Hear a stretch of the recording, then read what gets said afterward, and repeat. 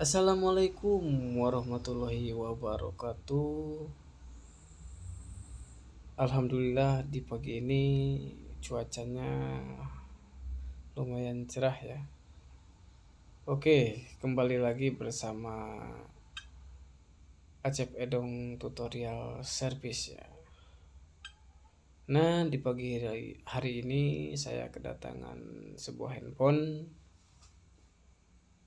Redmi 7A yang kasusnya handphone ini mati total alias matot. Kemudian saya colokkan kabel USB atau kabel data. Di sini pada bagian lampu indikator baterai atau indikator pengisian daya tidak nyala ya, atau tidak ada kedip warna putih. Nah, biasanya kalau handphone Redmi 7A itu mati atau jatuh ketika pas saya dimasukkan USB itu terdeteksi ya. Nah, di sini mah lampu indikatornya tidak menyala dan di bagian power supply LCD si angkanya tidak berubah ya, tetap saja kosong. Kemudian awal-awal si handphone ini yaitu kata si konsumennya jatuh ya. Tapi saya dilihat-lihat bagian sisi atau bagian si casingnya, kemudian pada bagian LCD ya yang mudah pecah itu kalau ketika jatuh. Di sini tidak ada kendala ya, kayaknya tidak ada goresan, tapi ini ya kondisinya mati total. Oke, saya langsung saja buka beberapa buah baut ya. Saya akan langsung adopsi ya. Adopsi. Nah, biasanya di Redmi 7A itu kalau kemudian jatuh terkadang ada baterai yang langsung drop. Nah, di sini di bagian mesinnya ini handphone sudah bekas servis ya. Ini adalah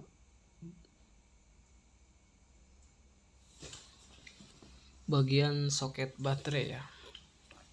Saya akan coba tes pertama di posisi bagian baterai atau soket baterai. Apakah ada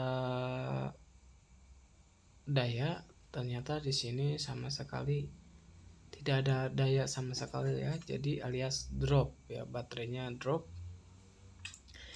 Kemudian saya akan cas atau suntik si baterainya pakai power supply. Pertama saya akan coba cek dulu di bagian baterai ya, tapi ini tanpa masuk ke IC atau ke konektor baterai, langsung saja ke jalur baterainya ya secara langsung.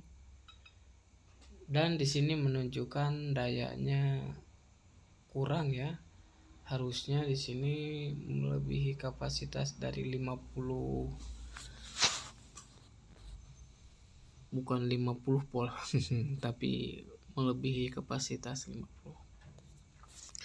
Nah, di sini saya akan suntik atau dicas pakai power supply langsung. Minimal saya diemin beberapa menit saja lah, 5 menit juga cukup ya. Ini buat pengecasan baterai yang langsung suntik. Kemudian setelah beberapa menit saya akan lepas. Saya akan pasang kembali si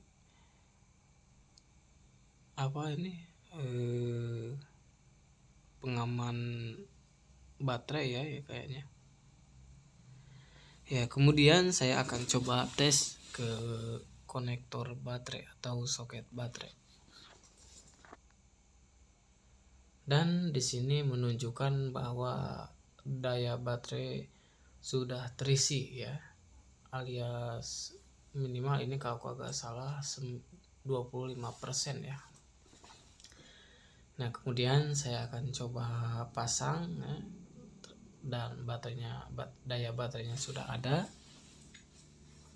Kemudian saya akan nyalakan. Apakah yang terjadi saat menyalakan handphone?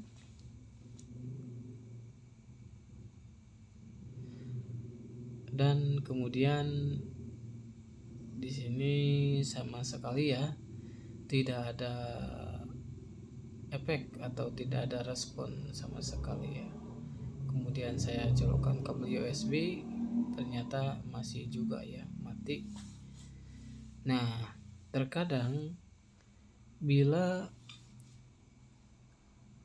baterainya sudah terisi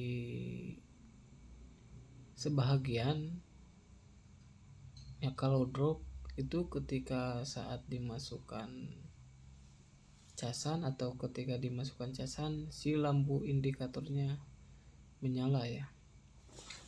Oke, langsung saja saya akan buka pada bagian mesin belakang atau bagian power, IC power atau IC PMI ya. Nah, ini adalah IC power yang menunjukkan bahwa si handphone ini mati.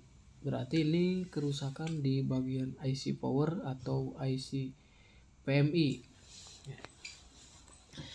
Kemudian saya akan coba lihat nomor seri PMI-nya, karena ini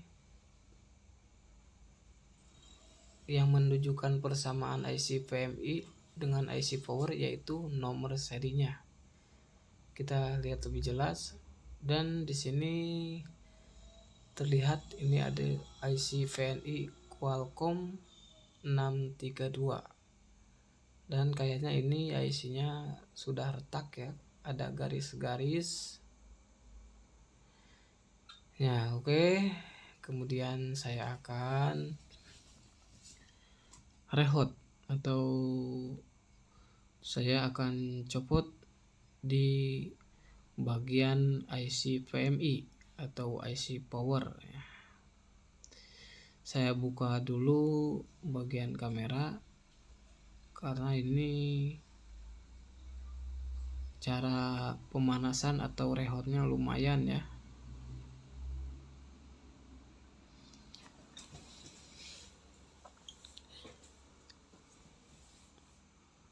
Oke, saya akan rehot. Ukuran anginnya di sini saya menggunakan blower jadul ya.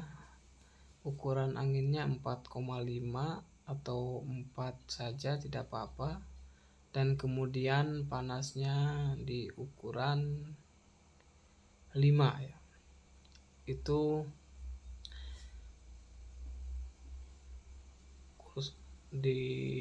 atau kalau misalkan pakai blower yang jadul ya, yang lama.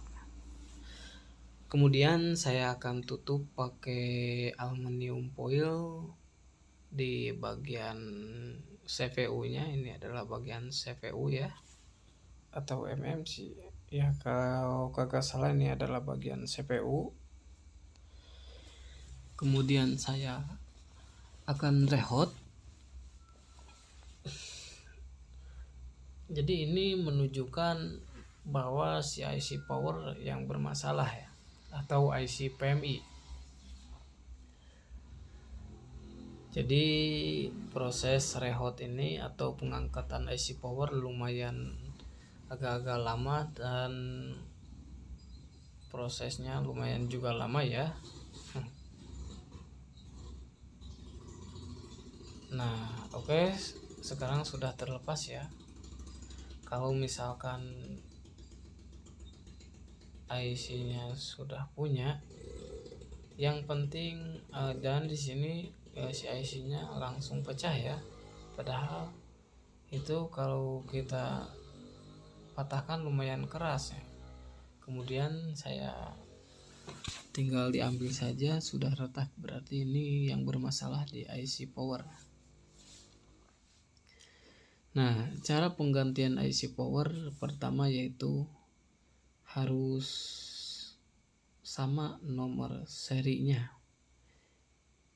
Ini adalah IC VMI atau IC power.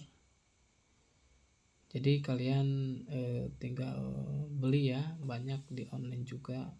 Harganya ini minimal ada yang 32.000, beda-beda ya, tergantung kualitasnya. Ya, mudah-mudahan si IC PMI ini kepakainya lama ya, mudah-mudahan. Oke, langsung saja saya akan pasang. Nah, jadi perhatikan pada bagian titik pin di sini ada lumayan banyak titik pin buat T0 ya. Jadi kalau misalkan kurang nyambung, kurang pas, coba kalian goyang lagi, atau di bagian pin-pinnya kalian tes ya, diperjelas manakala ada pin yang nyangkut atau menempel ya. Nah, oke, saya akan lanjut pasang si PCB-nya ke casing. Kemudian saya akan tutup. Di sini itu adalah bagian IC WTR. Jadi kayaknya sudah pernah direhot, yaitu IC sinyal atau IC WTR-nya. Setelah rapi, saya akan coba pasang si tutup PCB-nya atau tutup casingnya untuk sementara ya.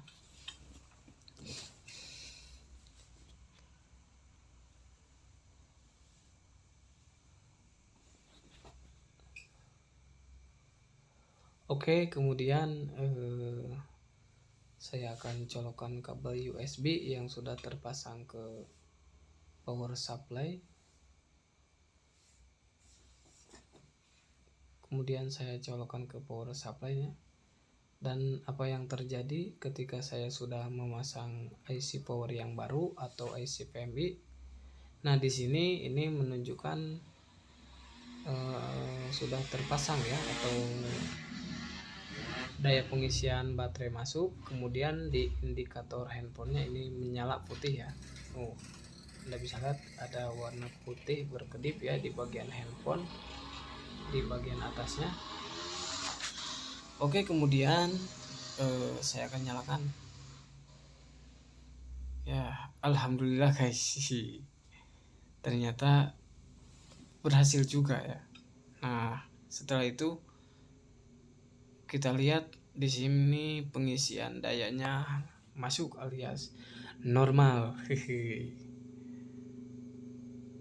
Nah, jadi baterainya sudah terisi separuh ya, bekas tadi saya dicas atau dicas secara langsung atau disuntik ya.